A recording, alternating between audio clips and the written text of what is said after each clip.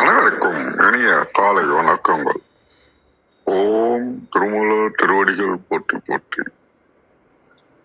திருமந்திரம் 7வது தந்திரத்துல 9வது அத்தியாயம் திருவருள் வைப்பு பாடல் 1800 நாம் இன்று சிந்திக்கின்றோம்.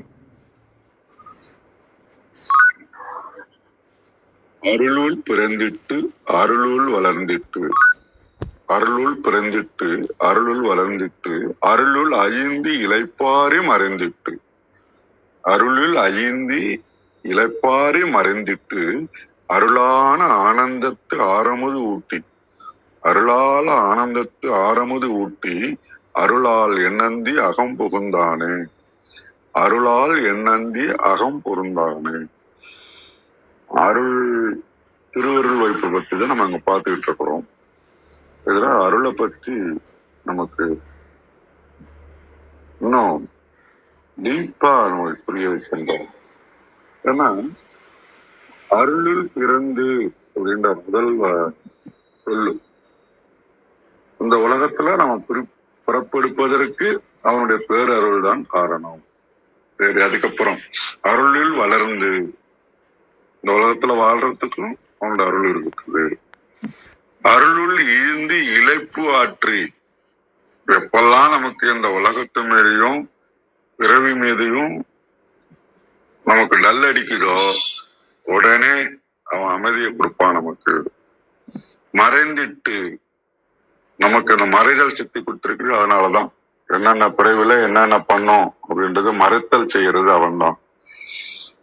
அருளான வானாந்த அமுது ஊட்டி அமுது ஊட்டின்றாரு. தெவிட்டாத பேரானந்தம் அப்படின்றது அவன் ஊட்டுறதுக்கு ரெடியா இருக்கிறான். அருளால ஊட்டுவான். நாம அதை அனுபவிக்க தெரியணும். அருளால் எண்ணன்றி அகம் புகுந்தானே.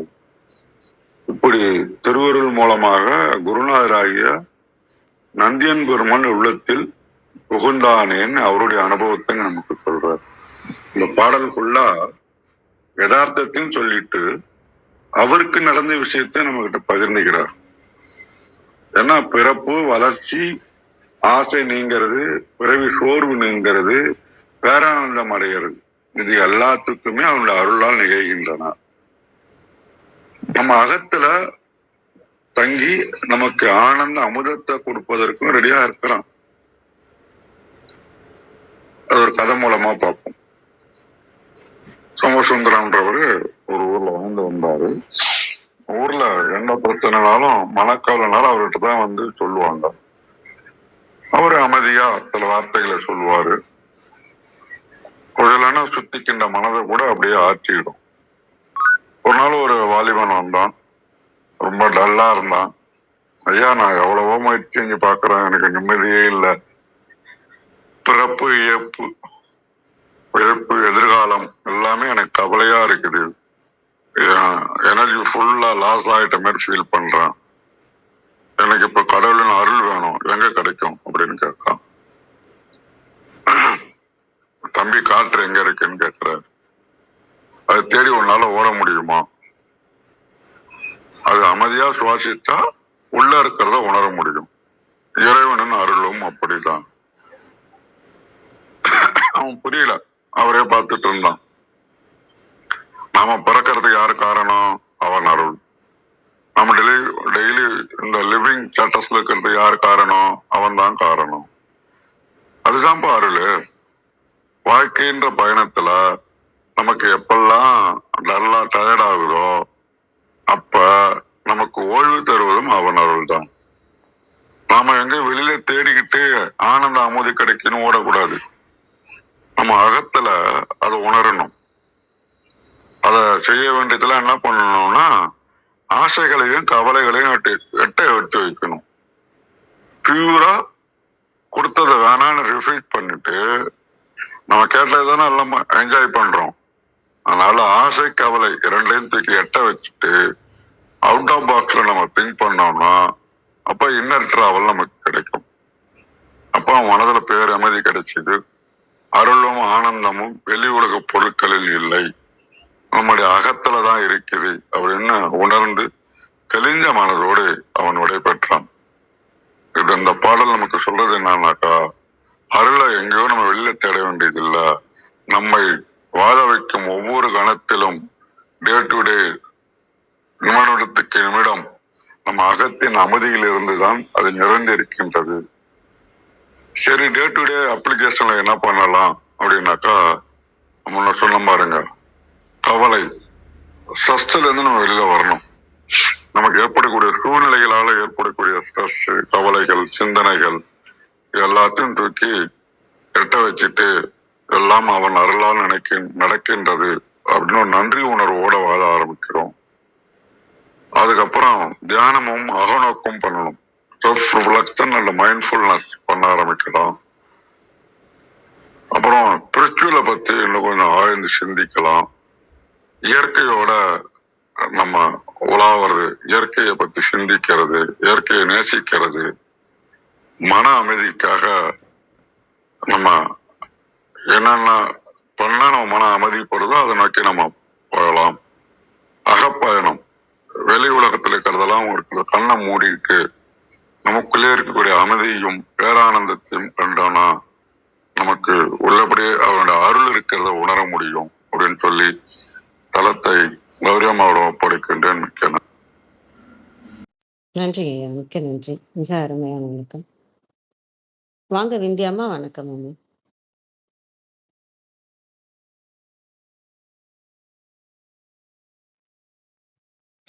அனைவருக்கும் வணக்கம். ஓம் சிவசக்தி போற்றி. ஓம் திருமந்திரமே திருமூலரை போற்றி. 1800வது திருமந்திரம். திருவருளாலே பெற்ற திருவுடல். திருமந்திரம். அருளில் பிறந்திட்டு அருளில் வளர்ந்திட்டு அருளில் அழிந்து இளைப்பாரி மறைந்திட்டு அருளான ஆனந்தத்து அமுது ஊட்டி அருளால் என் நந்தி அகம் புகுந்தானே. அருமையான திருமந்திரம். திருவருள் துணையாலே பிறவி வாய்த்தது. வாய்த்த பிறவி வளர்ந்ததும் திருவருளாலே ஆகும். இப்படி திருவருளால் பிறந்த உடம்பு திருவருளின் ஆணைப்படி வாழ்ந்து மறைந்து மடிகிறது. இப்படி தோன்றி வளர்ந்து வாழ்ந்து மறையும் 6 உயிர்களுக்கு திருவருள் பேராகிய சிவானந்த அமுதத்தை ஊட்டிடும் பரம்பொருள் திருவருள் துணையாலேயே என் உளம் புகுந்தான்.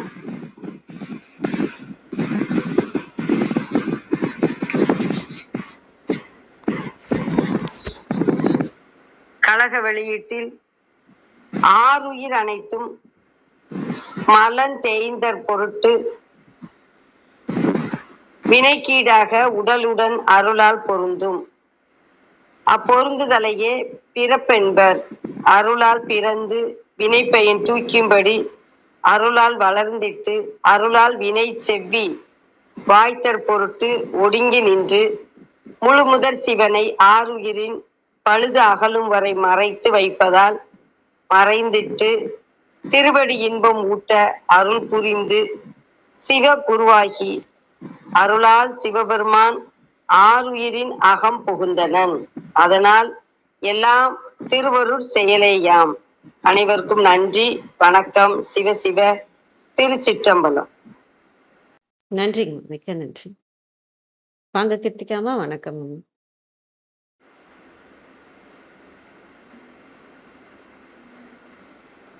நன்றி. அனைவருக்கும் காலை வணக்கம். நம்ம ரொம்ப அழகான விளக்கங்கள் பார்த்தாச்சு. நம்ம நேத்திக்கு சொன்ன மாதிரிதான் இது பிறவி அப்படின்னு எடுத்தா பிறவி. இந்த உடல் எங்கனம் பிறந்து வளர்ந்து அழிந்து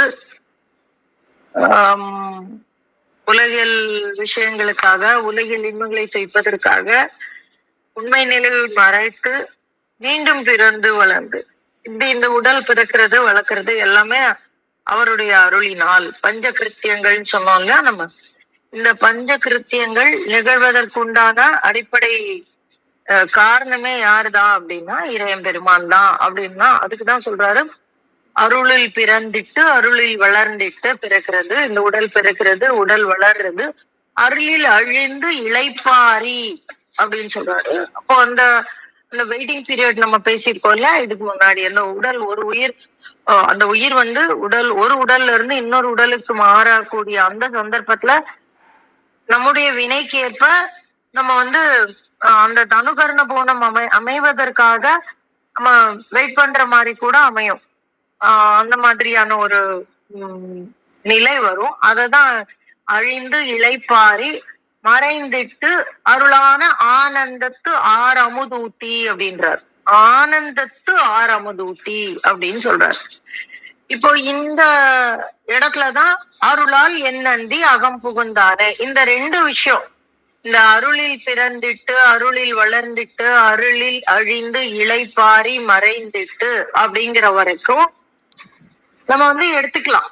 இந்த உடல் பிறக்கிறது, மறைகிறது, வாழ்றது, அஞ்ஞானம் இருக்கிறது, இதெல்லாம் எடுத்துக்கலாம். ஆனா இங்க வந்து ஒரு இடத்துல அழகா சொல்றாரு, அருளான ஆனந்தத்து ஆரமுதூட்டி அப்படின்னு சொல்றாரு. அத எப்ப சொல்றாரு? இந்த மறைந்திட்டுக்கு அப்புறம் சொல்றாரு. ஓ, இது வந்து மறைச்சிருச்சுன்னா முடிஞ்சு போச்சு. என்ன ஆயிடுச்சு? இந்த உடல் மறைந்து விட்டு இந்த உடல் அழிந்துடுச்சு. ஏன்னா அதுக்கும் சொல்லிட்டாரு, அழிந்து இளைப்பாரி அப்படின்னு சொல்லிட்டாரு. அப்ப இந்த உடல் மறைந்த பிறகு நடக்கக்கூடிய விஷயம் கிடையாது இது. அப்ப இந்த உடல்ல நடக்கக்கூடிய ஒரு விஷயம். ஏன்னா ஆனந்தத்து ஆரமுதூட்டி அப்படின்னு சொல்றாரு. வெறும் ஆனந்த அமுதூட்டின்னு கூட சொல்லல, ஆறா அமுது. ஆறாவதுன்னா வற்றாத பெரும் அமுது, அந்த அமுதூட்டி அப்படின்னு சொல்றாரு. நம்ம வைணவத்துல ஒரு பெயர் உண்டு, ஆறாவுமுதன் அப்படின்னு சொல்லுவாங்க. அவன் எப்பேற்பட்டவன் அப்படின்னா ஆறாத அமுதை தரக்கூடியவன் தானே ஆறாமுது, நம்ம ஆமுதுன்னு சொல்லுவோம். அப்ப அந்த ஆனந்தத்து ஆரமுதூட்டி அப்படின்னு சொல்றாங்க. அப்ப அது எவ்வளவு பெரிய விஷயம். அந்த அமுது எப்பேற்பட்ட அமுது அப்படின்னாக்கா பேரானந்தத்தை தரக்கூடியது. அதான் ஆறா அமுது, வற்றாத அமுது, முடிந்து போகாத அமுது. அப்ப அதை எங்க பண்றாரு அப்படின்னா அது அது கொடுத்ததுனால அருளால் என் நந்தி அகம் புகுந்தானே. அப்ப அந்த உடல்ல நம்ம இந்த பிறவில நடக்கக்கூடிய விஷயத்தான் அவர் சொல்றாரு. அப்ப இதையும் இப்படியும் பார்க்கலாம். வழி வழியாக உடல் பிறந்து ஏதோ ஒரு பிறவியில இறையம் பெருமான் போதும் இதுக்கு புத்தி வந்துருச்சு அப்படின்னு சொல்லி உள்ள புகுந்தான் அப்படின்னு சொல்லியும் நம்ம நினைச்சுக்கலாம். ஆனா நம்ம முன்னாடி பின்னாடி பார்த்த எந்த மந்திரமும் நமக்கு அதை தாண்டி வந்துருச்சு. என்ன சொல்லிச்சு? நம்ம உள்ளுக்குள்ளதான் இறையம் பெருமான் இருக்கிறார், நம்மோடு வந்திருக்கிறார், நாம் தான் உணர்ந்து கொள்ளணும். வரிசையா ஒரு ஒரு மந்திரத்திலயும் வந்து நான் அறிந்து அன்றே இருக்கின்ற ஈசனை அப்படின்னு சொன்னாரு இல்லையா? ஒரு 4-5 மந்திரம் முன்னாடி தான் அறியா, நம்ம அறியாம வேற யாரு வருவாங்க அப்படின்னு சொன்னாரு. அதுக்கப்புறம் ஒரு அடுத்த ஒரு 2-3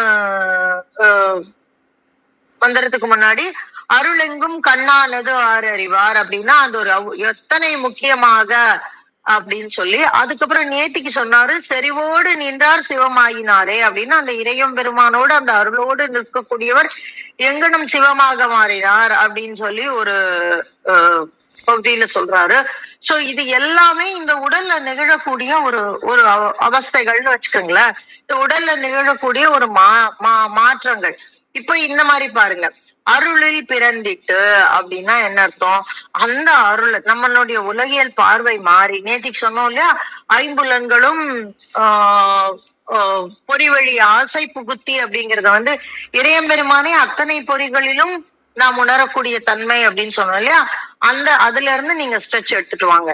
அப்ப அருளில் பிறந்துட்டு அப்ப பார்க்கக்கூடிய அனைத்து பொருட்களிலும் இறையம்பெருமானை காணக்கூடிய அருளில் பிறந்துட்டு அப்ப இந்த ஆன்மா வந்து அந்த பேரின்பத்துல திளைக்குது. அருளில் வளர்ந்துட்டு அப்படின்றாரு. அப்ப அங்கே நிலைத்து நிற்கக்கூடிய, அதான் செறிவோடு நின்றார் அப்படின்னு நம்ம சொன்னோம் இல்லையா நேத்திக்கு, அது மாதிரி நிலைத்து நிற்கக்கூடிய பேரருளில் வளர்ந்துட்டு அருளில் அழிந்து இளைப்பாரி. அவ்வளவுதான். உலகில் இன்பம் துன்பம் உலகியல் கவலைகள் எதுவும் இல்லை. அப்ப இந்த அழிந்து இளைப்பாறுதல் அப்படின்னா என்ன அர்த்தம் அப்படின்னா, நம்ம இப்போ வீட்டுல நம்ம வீட்டுல இருக்கும்போது அப்படியே வேலை செஞ்சுக்கிட்டே இருப்போம். ஏதோ ஒரு வேலை, அந்த வேலை பண்ணோம், இந்த வேலை பண்ணோம், இந்த வேலை பண்ணோம், இந்த வேலை பண்ணோம், பண்ணிக்கிட்டே இருப்போம். அதே மாதிரி அலுவலகம் போறவங்க அப்படிதான் பண்ணிட்டு இருப்போம். தொடர்ந்து வேலை செய்துக்கிட்டே இருப்போம். ஆனா லீவ் எடுத்துட்டோம்னு வச்சுக்கோங்களேன், இல்ல நம்ம வீட்டுல இருந்து அம்மா வீட்டுக்கு போயிட்டோம், இல்ல யாரோ ஒரு நம்மளை வைத்து போஷிக்க கூடிய ஒரு வீட்டுக்கு போயிட்டோம். இப்ப எனக்கு எல்லாம் அம்மா வீடு இல்லை, ஆனா எங்க அக்கா வீட்டுக்கு போனா நான் அப்படி இருப்பேன். எல்லாம் அலுவலகம் போறவங்க ஆபீஸ் இல்ல வீட்டுல இருக்காங்க, இன்னைக்கு ஒரு நாள் வீட்டுல இருக்கேன், நான் லீவு, என்ன எந்த வேலையும் வாங்காது அப்படின்னு சொல்லி நம்ம நிம்மதியா படுத்திருப்போம். எந்த வேலையும் இருக்காது, அப்படியே அமைதியா இருப்போம். சமைக்கணும்னு இருக்காது, ஆபீஸ் மெயில்ஸ் பார்க்கணும்னு இருக்காது, அது பாஸ் பண்ணணும்னு இருக்காது, இது பேஸ் பண்ணணும் இருக்காது, ஒண்ணும் இருக்காது, அமைதியா உட்காந்துருப்போம். அந்த மாதிரி அழிந்து இளைப்பாரி எதுல இருந்து, இப்ப இங்க எதுல இருந்து நம்ம அழிந்து இளைப்பாரி கொண்டு இருக்கிறோம் அப்படின்னா, இந்த உலகியல் கவலைகள், உலகியல் துன்பங்கள், உலகியல் இச்சைகள், முதல்ல இச்சைகள், அந்த இச்சைகள் எதுவுமே இல்லாம அழிந்து இளைப்பாரி மறைந்திட்டு அருளான ஆனந்தத்து ஆரமுதூட்டி அப்படின்னு சொல்றாரு. அப்போ இங்க எது மறைந்தது? அஞ்ஞானத்தை மறைத்திருக்கிறார். முன்னாடி ஞானத்தை மறைத்து, இந்த உடல் பிறப்பதற்கு காரணம் ஞானம் மறைக்கப்பட்டு இந்த உடல் பிறக்குது. ஆனா இந்த இடத்துல நம்ம உடல் பிறந்தாச்சு. அதனால இப்ப என்ன மறைந்திட்டு அருளான ஆனந்தத்தை ஆரமுதூட்டி அப்படின்னா, இந்த இடத்துல என்னது, எதை மறைக்கிறார்? அஞ்ஞானத்தை மறைக்கிறார். அப்போ நம்ம இளைப்பாறுதல் நடக்குது. என்னைக்குமே ஒரு ஒரு ரெஸ்டுக்கு அப்புறம் நல்லா ஃப்ரெஷ்ஷா இருக்கும். அந்த மாதிரி அந்த அந்த அருள்ல இளைப்பாறுனதற்கு பிறகு அஞ்ஞானம் மறைந்து விடுகிறது. அப்போ என்ன நடக்குது அப்படின்னா, ஆனந்தத்து ஆரமுதூட்டி. அப்ப நமக்கு அங்கே ஒரு பேரானந்தத்தை நமக்கு அமுதாக விட்டுக்கிறார். அமுதுங்கிறது இந்த இடத்துல ஒரு குறியீடு. என்ன அப்படின்னா, அமுதை உண்டார் மீண்டும் பிறவார் அப்படிங்கிறது இந்த உலகில் வழக்கு. அப்போ அதே மாதிரி இந்த இடத்துல நம்ம அதை விட்டு வேற வெளியில போயிட மாட்டோம். அதே அந்த அமுதிலேயே இருப்போம். அதுவும் இது 6ஆம் அமுது, அந்த அமுதுல நம்ம இருப்போம் அருளால். அப்ப இதெல்லாம் நடந்துருச்சுனால ஏதோ நம்ம வேலைன்னு நம்ம நினைச்சிடக்கூடாது இல்லையா, ஏதோ நம்ம சூஸ் பண்ணி இதெல்லாம் நடந்திருக்குன்னு நினைச்சிடக்கூடாது இல்லையா. அதனால சொல்றாரு அருளால் என்னண்டு அகம் புகுந்தானே. இதை தனியா சொல்லவே வேண்டாம். ஆனா திருமூலருடைய நிலை, ஏன்னா அவரு அப்ப முழுமையாக அந்த அருளில் அழுந்தி இருப்பதினால் அவர் என்ன சொல்றாரு, அருளால் என்னந்தி அகம் புகுந்தானே அப்படின்றாரு. அப்போ அங்க இது ஆட்டோமேட்டிக்கா வரக்கூடியது. இப்ப நம்ம அதை வெளியில நின்னு பாத்துட்டு இருக்கோம். அதனால நமக்கு அது ஒரு அவர் நம்ம ஆணவம் போக்குறதுக்காக இதை சொல்றாருன்னு நமக்கு தோணுது.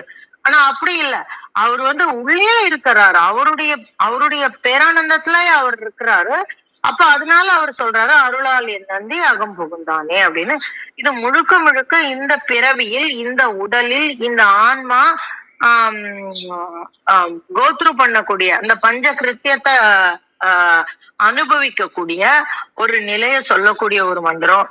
இது ஒரு 2-3 கீவேர்டு தான் நமக்கு இந்த நிலையை உணர்த்துறது.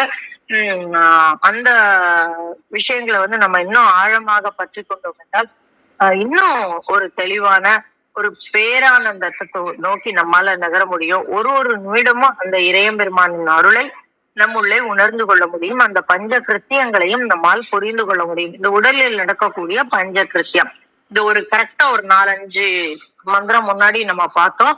உணர்ந்து கொள்ள முடியும்னு சொன்னாரு. அது எப்படி உணர்ந்து கொள்ள முடியும் அப்படின்னு இன்னைக்கு அவர் நமக்கு சொல்லி தராரு. ரொம்ப அற்புதமான ஒரு மந்திரம். அதை உங்களோடு பகிர கிடைத்த இந்த காலை வேலைக்கு சொல்லி என்னுடைய பகிர்தலை முடித்துக் கொள்கிறேன். நன்றி நண்பர்களே. நன்றிங்கம்மா, மிக்க நன்றி, மிக அருமை, நிறைய விஷயங்கள் சொன்னீங்க. நன்றிங்கம்மா. அனைவருக்கும் அன்பு வணக்கம். ஓம் நந்தியம்பெருமான் திருவடி போற்றி, ஓம் திருமூலர் திருவடி போற்றி, ஓம் நம சிவாய. Translation. In grace the soul is formed, in grace it grew, in grace it dies and rests and is obscured. It is fed with the bliss of ambrosia which is grace. In grace my Nandi entered the inner chamber. அப்படின்னு கொடுத்துருக்காங்க. நல்ல விளக்கங்கள் பார்த்தாச்சு. அருளால் பிறந்து வளர்ந்து அழிந்து இலைப்பாரி மறைந்து நம்ம என்ன பிறக்குது அப்படின்னா, நம்ம நான் என்ற ஒரு விஷயம் பிறக்குது. அதுக்கு ஒரு உடலும் மனமும் கருவிகளாக கொடுக்கப்படுது.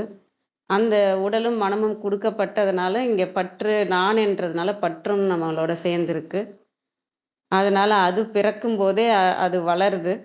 அப்புறம் அதுவும் ஒவ்வொரு விஷயம் பற்று நீங்கிறது, ஈகோ நீங்கிறது, இப்படி ஒவ்வொன்னா நமக்கு பாடங்களாக கொடுக்கப்படுறது. இது எல்லாமே அவரோட அருள்ல தான் நடக்குது.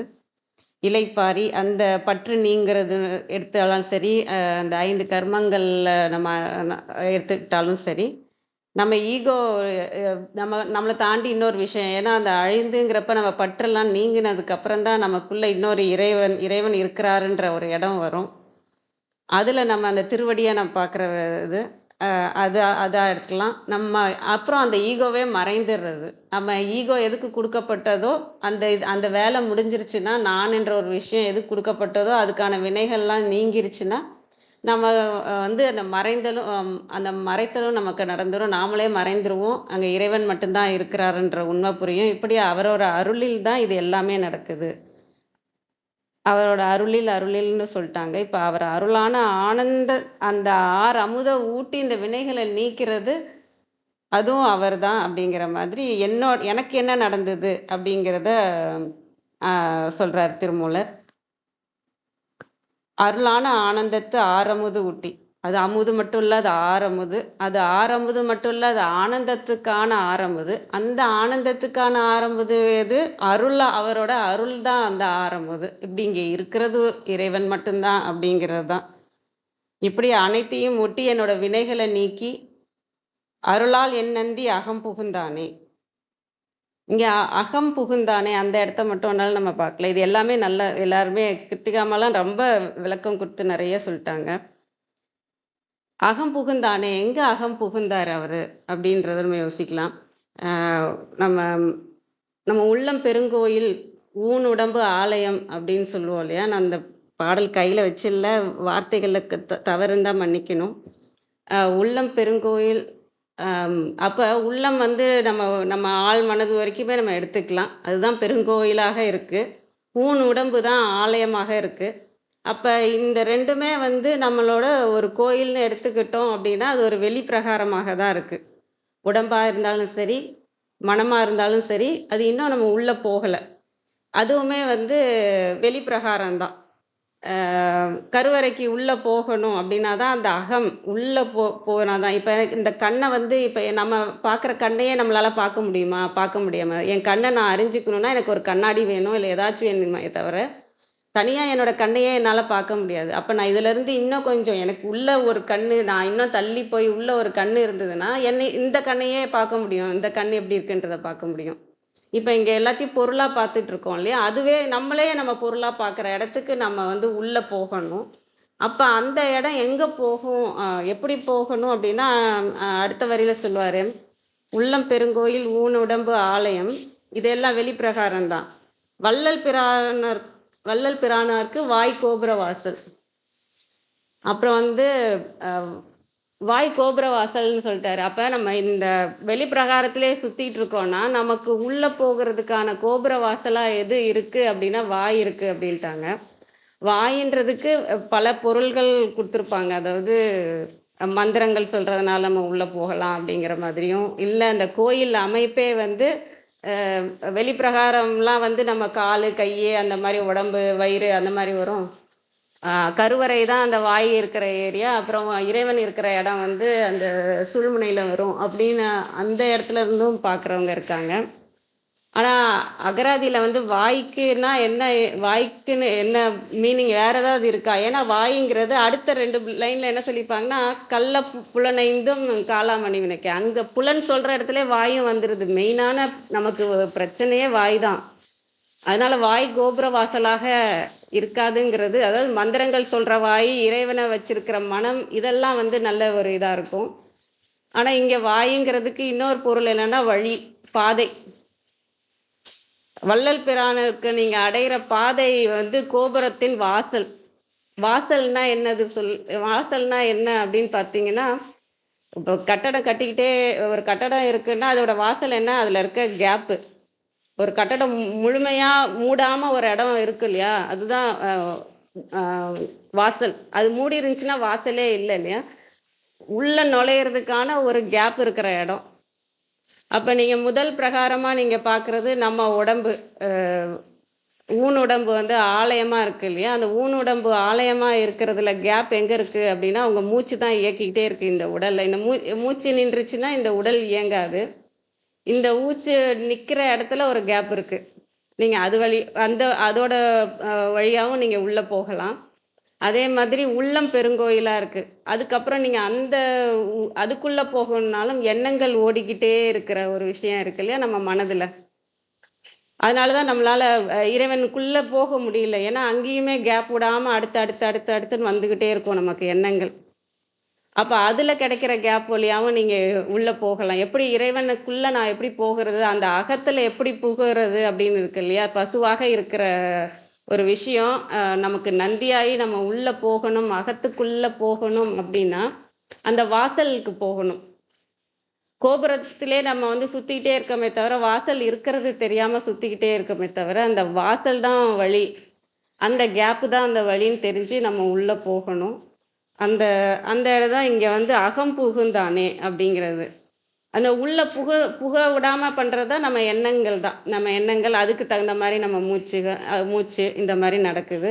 ஆனா, அதுவும் அந்த வாசல் வழியா தான் போயிட்டு, போயிட்டு வரோம். சுத்திக்கிட்டே இருக்கிறோமே தவிர, நம்ம எப்போ நம்மளால அந்த கருவறைக்கு உள்ள போக முடியும் அப்படின்னா, அவர் அருளால தான். அந்த என் நந்தி அருளால தான் அகம் புகுந்தாரு அப்படின்னு சொல்றாருங்க. ஏன் இன்னொன்னு வந்து யோசிக்கலான்னா, அந்த எண்ணங்கள் வந்து இருக்கு இல்லையா? எண்ணங்கள் வந்து உங்களோட எண்ணங்களே கிடையாது. இப்ப யாரோ ஒருத்தவங்க உங்கள காயப்படுத்தியிருக்காங்கன்னா, ஏன்னா நான் இது எதுக்கு சொல்றேன்னா, அந்த எண்ணத்துலேருந்து வெளியில வரணும் அப்படிங்கிறதுக்காக சொல்றேன். நம்ம அதையே திருப்பி திருப்பி இப்போ உங்கள நான் காயப்படுத்தியிருக்கேனா, இல்ல யாரோ உங்கள காயப்படுத்தியிருக்காங்கன்னா, நான் 1 நிமிஷம் காயப்படுத்தியிருப்பேனா, நீங்க அத போட்டிருப்பீங்க. போட்டு திரும்ப திரும்ப திரும்ப ஏன்னா அது உங்களோட எண்ணமே இல்ல இல்லையா? இப்ப நான் உங்கள காயப்படுத்துற வார்த்தைகள உங்களுக்கு சொல்லிட்டேன். உங்கள்ட்ட குடுத்துட்டேன். நீங்க அத வாங்கிட்டீங்கன்னா, இன்னைக்கு போடுவீங்க, நாளைக்கு போடுவீங்க. அது எந்த அளவுக்கு காயப்படுத்துனதோ, பல வருஷங்களா திருப்பி திருப்பி அத ரீவைண்ட் பண்ணி நான் அந்த காயப்பட்டது 1 நிமிஷமாக இருக்கலாம், இல்ல 1 மணி நேரமா கூட இருக்கலாம். ஆனா, அது வாழ்நாள் முழுக்கவும் எடுத்துட்டு நம்ம திருப்பி திருப்பி ஓட்டிக்கிட்டே இருப்போம். அது யாரோட எண்ணம்னு கேட்டீங்கன்னா, உங்களோட எண்ணமே கிடையாது. உங்கள காயப்படுத்தினவங்களோட எண்ணம். அந்த எண்ணத்தையே நம்ம போட்டு போட்டு திருப்பி போட்டு இறைவன அடைய முடியாம பண்ணிக்கிட்டு இருக்கோம். அ எண்ணங்களுக்கு அந்த அளவுக்கு நம்ம அத தள்ளி நின்னு பார்க்கும்போது தான், இது நம்மளோட எண்ணமே இல்லையே! இது நாம இத யோசிக்கவே இல்லையே! இது அவங்க யோசிக்கிற விஷயத்த நாம வாங்கிக்கிட்டு, அத திரும்ப திரும்ப போட்டு மனதையும், உடம்பையும் கஷ்டப்படுத்திட்டு இருக்கோம் அப்படிங்கிறது புரியும். அந்த எண்ணத்தின் இப்படி அந்த இதுலேருந்து நீங்க யோசிக்க யோசிக்க நீங்க அதுலேருந்து தள்ளி வர முடியும். தள்ளி நின்னு அந்த எண்ணத்த இது எங்கேருந்து இந்த எண்ணம் வருது? இது யாரோட எண்ணம்ன்றது பார்த்தாலே அது உங்களுக்கு தெரிஞ்சிரும். அந்த மாதிரி நீங்க இதிலிருந்து இத ஒரு இந்த உலகியல்ல நமக்கு விதியின்படி எல்லாமே நடக்கிறதுங்கிற மாரி நம்ம எதையாவது பிரச்சனை பண்ணணும்னா, ஏதோ ஒரு எண்ணத்த எடுத்து நம்ம பிரச்சனை பண்ணிக்கிட்டு இருக்கோமே தவிர, அது நம்மளோடதுன்னு இல்ல. அந்த கேப்ல நம்ம உள்ள போகணும். அந்த எண்ணங்கள் அமைதியாக்குறதுக்கும், நம்ம நம்ம மனநிலைய மனநிலை, உடல்நிலை, அந்த மூச்சு இப்படி அனைத்தையும் அமைதியானா, அந்த வாசல் கிடைக்கப்பெறும். அந்த வள்ளல் பிரானுக்கு அடையக்கூடிய அந்த வாசல் கிடைக்கணும் அப்படின்னா, நமக்கான பயிற்சிகள நம்ம செஞ்சுக்கிட்டே இருக்கணும். அதுக்கு நாமம் சொல்றதாக, இல்லப்பா அது வாய் தான் அப்படின்னு நீங்க சொன்னீங்கனாலுமே, அது நாமமாக எடுத்துக்கலாம். இறைவன் நாமத்த சொல்ல சொல்ல மனமும் அமைதியாகும். மூச்சும் அமைதியாகும். அப்ப நந்தியால நம்மள உள்ள புக முடியும். இல்லன்னா பசுவாகவே நம்ம பிரகாரத்த சுத்திக்கிட்டே தான் இருப்போம். இதுவுமே நம்ம பிரகாரத்துக்கு வர்றதுக்கே நம்ம கவனம் தேவைதான். நீங்க வெளியில தான் நம்ம கவனம் இருக்கு. பிரகாரத்துக்கு வரணும்னாலே நம்ம உடம்ப கவனிக்கிறது, மூச்ச கவனிக்கிறது, எண்ணங்கள கவனிக்கிறது. இந்த இடமே வந்து பிரகாரம் தான். இதுக்கப்புறம் தான் அதுல இருக்க கேப்ப புடிச்சு நம்ம கருவறைக்கு உள்ள போய் இறைவனோட சேர்றது. இதெல்லாம் தான் யோசிக்கிறது. அனைவருக்கும் நன்றி. நிறைவு செஞ்சுக்கலாங்களா? யாரும் உங்களோட கருத்து, கேள்வி?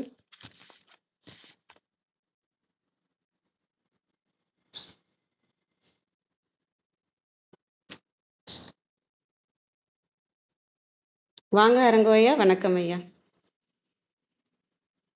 அம்மா வணக்கம். நம்ம இந்த திருவருள் வாய்ப்பு வந்து உயிர்களுக்கு அருளும் முறைமை, உயிர்கள் எவ்வாறு விளக்கம் பெறுகிறது, உயிர்கள் எவ்வாறு திருவருளில் விளைய அழுந்தி இருக்கிறது அப்படின்னு சொல்லக்கூடிய பகுதி. முன்னாடி சொன்ன மாதிரி இது திருவருள் பயன் நூல்ல விளக்கமாக சொல்லப்பட்டிருக்கிறது. உயிர் விளக்கம் பெறுதல், 5 எழுத்து பதியுடைய பதிமுது நிலை அப்படின்னு சொல்லி 10 தலைப்புகள் இருக்கும். அதுல வந்து பதி பசு பாசம் அப்படின்னு அதனுடைய நிலையும், அருள் அருளினுடைய நிலை என்ன, அருள் எவ்வாறு உருக்கொண்டு வருகிறது, அருள் வந்து எவ்வாறு உயிர்களுக்கு விளக்கம் தருகிறது, மூலமாக பெறும் இன்பம், ஐந்தெழுத்தினுடைய நிலை, அப்புறம் அணிந்தோர் தன்மை அப்படின்னு ஒரு 10 விதமா அதை பிரிச்சு உமாபதி சிவம் பின்னால வந்தவர் 2ஆம் நூற்றாண்டுல விளக்கம் செஞ்சிருக்காரு.